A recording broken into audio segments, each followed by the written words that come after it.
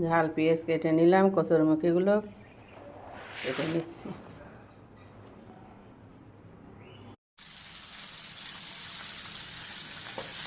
পার্শে মাছ এগুলো আমি এইভাবেই ভেজে নেব।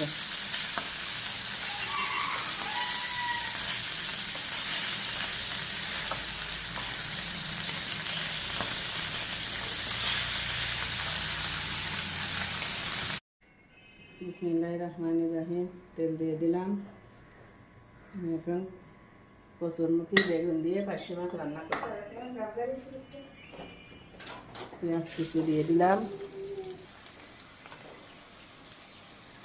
পেঁয়াজ কুচি ভেজে নিয়েছে। এবার রসুন বাটা,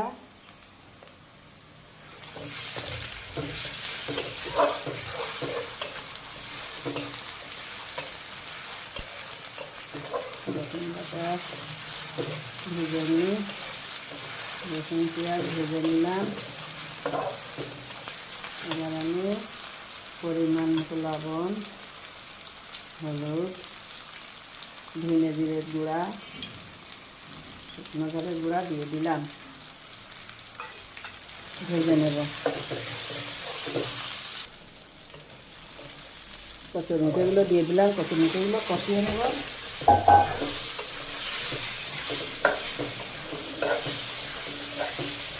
আমি একটু এখনও পানি দিয়ে দিলাম।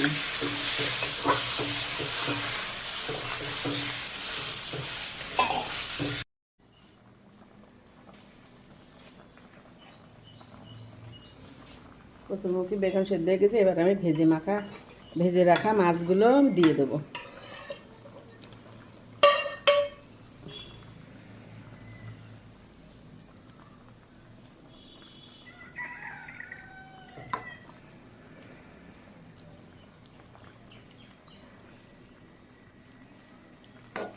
রান্নাটা কেমন হলো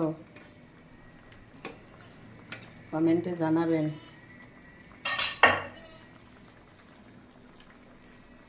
ধনে পাতা কুচি দিয়ে দিলাম। ভিডিওগুলো সবাই দেখবেন, লাইক কমেন্ট শেয়ার করবেন।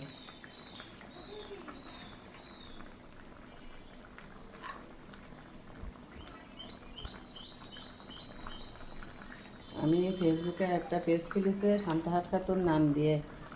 আপনারা সবাই ফলো করবেন, লাইক কমেন্ট করবেন। রান্নাটা কেমন হলো কমেন্টে জানাবেন। আল্লাহ হাফেজ।